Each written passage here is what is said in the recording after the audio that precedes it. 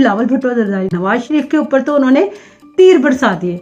Election होंगे इसमें बिलावल भुट्टो ही कम उम्र पहले वजीर आजम बनेंगे। का झूठे और इंतकामी कार्रवाइयां सियासत में की जाती थी, लेकिन ये नहीं सुना था कि लोग इस हद तक नीचे गिर जाएंगे। तहरीक इंसाफ अपने मुश्किल तरीन लम्हों में से इस वक्त गुजर रही है, तो लोगों को बहुत ज्यादा मायूसी है, परेशानी है, तशवीश है और बहुत खौफ है। अस्सलाम वालेकुम नाज़रीन, ऑस्ट्रेलिया से मैं हूँ आपकी होस्ट अमरीन शाहिद। कल बिलावल भुट्टो जरदारी ने अपने जलसे में नवाज लीग के ऊपर बहुत ज्यादा तनकीद की और नवाज शरीफ के ऊपर तो उन्होंने तीर बरसा दिए। आसिफ अली जरदारी ने भी ये कहा है कि इंशाल्लाह ताला जो इस दफा इलेक्शन होंगे इसमें बिलावल भुट्टो ही कम उम्र पहले वजीर आजम बनेंगे। जिनके ऊपर जो अहम फैसलों के ऊपर जो बैठक है वो उन्होंने कहा था आज होगी कि कौन इलेक्शन लड़ेगा, कौन इलेक्शन नहीं लड़ेगा। कुछ जो तहरीक इंसाफ के हल्के वो कह रहे हैं कि इमरान खान ही चेयरमैन रहेंगे और तहरीक इंसाफ के अंदर लग रहा है दो ग्रुप्स बन गए। एक वो जो गौहर खान को हिमायत करते हैं, सपोर्ट करते हैं, दूसरा ग्रुप वो है जो इनकी हिमायत नहीं करता। लेकिन कल जो उनके वकील नईम पंचतुआना साहब है उन्होंने अपने एक प्रोग्राम में कह दिया है कि वो इमरान खान के फैसले की हिमायत है और इमरान खान ने अपने वकला को ये भी कहा है कि वो जेल से मेरे मुलाकात के बाद बाहर कोई बयानबाजी नहीं करेंगे।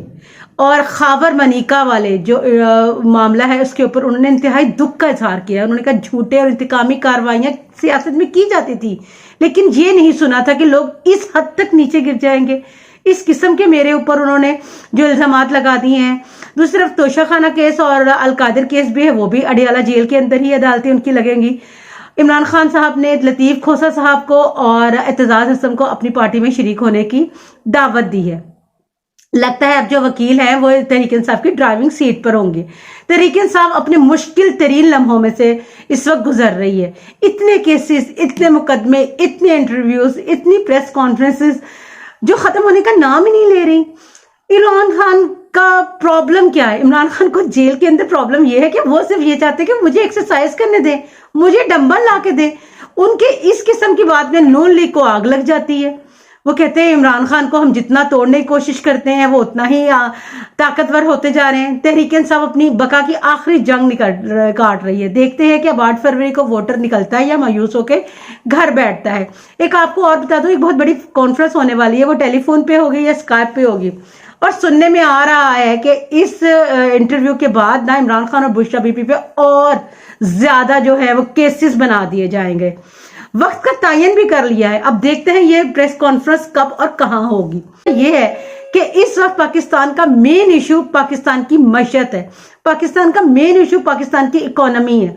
इस वक्त पाकिस्तान के अंदर महंगाई ने लोगों को तबाह कर दिया है, बर्बाद कर दिया है और लोगों के अंदर एक खौफ है कि जिन जमातों ने पाकिस्तान को यहां पर लाई है, 3-3, 4-4 दफा उन्होंने बारियां ली हुई हैं।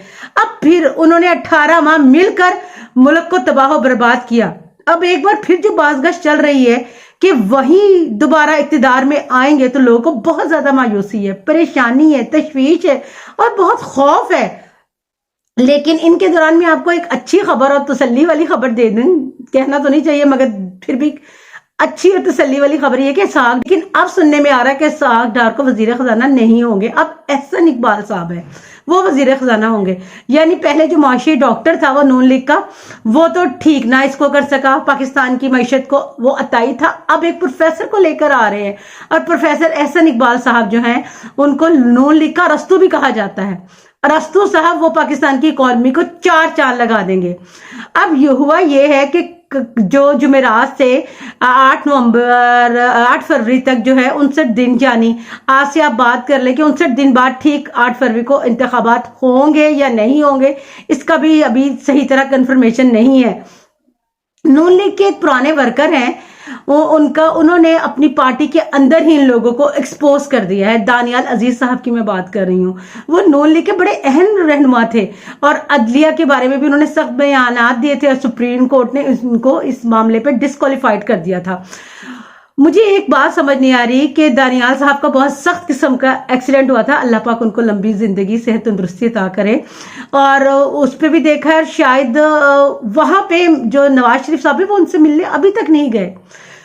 اور نواز شریف صاحب 23 اکتوبر کو آئے ہوئے ہیں اور ان کو 1 ماہ سے بھی زیادہ کا وقت ہو گیا ہے، لیکن وہ دانیال عزیز صاحب کو دیکھنے نہیں گئے، اور سنا ہے کہ دانیال عزیز صاحب کی والد صاحب کی بھی ڈیتھ ہو گئی ہے، لیکن کسی نے بھی ان کو وہاں پہ جاتے یا ان سے افسوس کرتے ہوئے نہیں دیکھا، چاہے وہ ایک سینئر کارکن تھے، اتنے سینئر کہ ان کے ساتھ کھڑے رہے ہیں اور انہوں نے اپنا پولیٹیکل کیریئر کو قربان کر دیا۔ لیکن میاں صاحب کا جو اس وقت وہ ہے نا میٹر ہے، وہ یہ نہیں کرتے کون اس وقت ان کے ساتھ کھڑا ہے، ان کو اس وقت اقتدار چاہیے، بس اس کے لیے وہ بھاگ دوڑ کر رہے ہیں۔ سوشل پلیٹ فارم پر ایک کمپنی ہے، انہوں نے اپنی ایک نا رپورٹ جو ہے وہ شائع کر دی ہے، جو ڈاکومنٹری شائع کر دی ہے پاکستان کی اکانومی کے اوپر سے، اور وہ پوری 4 شیٹیں ہیں۔ اس الیکشن سے پہلے اس ڈاکومنٹری کا سامنے آنا اور اس میں جو چیزیں ہیں وہ ان کی شفاعت ہے، سنسنی خیز ہے کہ